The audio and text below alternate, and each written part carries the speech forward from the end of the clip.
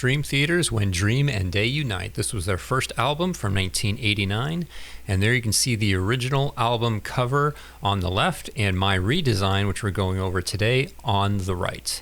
And just for good measure, this was their self-titled album, which came much later, and you can see I took a lot of inspiration from that as well. So this is their logo for Dream Theater and the Majesty symbol as it's known below there.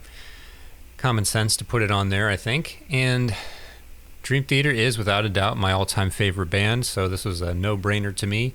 Especially their first album, since back then they had a different singer. It was a long time ago. It was a kind of a low-budget thing, so they didn't have their logo back then. They had the Majesty symbol, but they didn't have the regular Dream Theater logo. And the style of the cover in the front and the back, it didn't really fit what they've done for pretty much all of their career since then. So I thought this would be by far the most appropriate album to redesign and see what I can do to maybe reimagine it. So now, as you can see there, I found this planet art that I found on one of the free stock sites online. I will try to remember to put a credit and link to the description below for the artist who uploaded that. Great image. Obviously, it's one of those things where I put it in there and I was like, you know what, that can be the cover right there, quite frankly. And now I'm also putting this this stock asset that I found of, I honestly don't know what it is down there. Just kind of went with it and just thought I can use it as some sort of a moon ground or something like that. Like you were on some other planet or a moon and looking at this other one. Now, and I'll be honest with you, I don't end up sticking with that, but thought I worked it into the process enough. I thought it was worth not cutting it out. I do end up cutting out a number of things in these videos where it's like I just try something and it didn't work, try something and it didn't work, or times where I'm just spending an incredible amount of time messing around with color ideas and texture ideas and so forth. So now a lot of this is I'm just framing it, putting some black gradients in there, trying to mess around with some color ideas for the symbol in the middle. I'll end up eventually going through a lot of the process of this is me just nailing down the color and just the exact details of the composition. It doesn't change a lot from here. Now, if you're not familiar, Dream Theater, basically the primary influencers of the prog metal genre. They kind of took 70s progressive rock like Yes and so forth like that, and they combined it with the heavy metal of the 80s and came up with their own version of it. So a lot of progressive metal stuff has a lot of this like very otherworldly, planetary outer space fantasy type of covers. They oftentimes don't have the cover or an image of the band on there. Going more for like epic scope than anything else. Coming up with some putting some chrome textures on there with the symbol to try to take it a little bit further, see what I can do with there. I ended up messing around with a few things, a few other types of chrome textures onto that symbol in the end. I think I cut them out because I didn't bother to use them. At first I'm just kind of using colors that I'm just kind of bouncing off of that planet art in the background. I ended up eventually changing it to colors that were more in line with the original album, and I was really happy that I did that because as much as the actual art itself was kind of foreign and different from what they normally do, I did like some of the bright color that they used. I did like the very clean like red and blue color that was used in the type. See here, I'm still messing around with that ground and just messing around with it, seeing like, okay, can I change its color and make it more blue?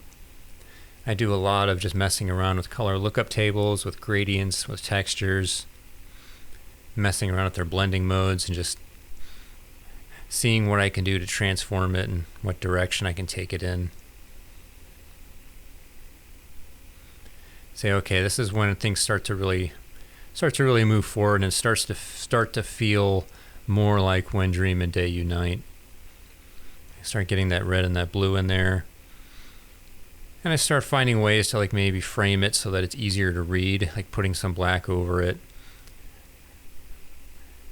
See, I'm just sort of literally just painting behind it, just kind of experiment with ideas. Like I end up not sticking exactly with that idea that I just did there. It's a little generic looking to just paint black across, but I'm just kind of experimenting at this point and just seeing like, okay, how is that going to look? Now at this point, I've finally gotten rid of that ground, and I just moved the planet down and shrunk it down a bit so that it wasn't there. It was kind of an annoying tangent, if you're familiar with that term, like when Dreaming Day Unite text was over the top of the planet. So it was a little uncomfortable. I feel like I definitely cleaned it up a bit. Now the color scheme is really starting to come into play here. Try putting that red onto the symbol and kind of blending the chrome texture in just a bit, so that's still in there a bit. Now that purple really helped. I feel like once I put that purple in the background, that definitely, to me, that's when it really transformed, and I was like, all right, this is what I'm doing. I started to really like it at that point. Just cleaning that up a bit. Simple stuff. Nothing complicated. I do end up going in and refining the purple around the edges here in a minute.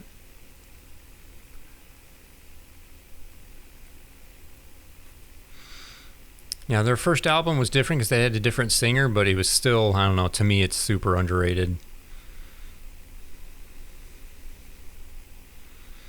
Yeah, I saw Dream Theater play Scenes from a Memory, the Metropolis 2000 tour at the Agora in Cleveland. That was, if there was a concert that changed my life, so to speak, it was that one.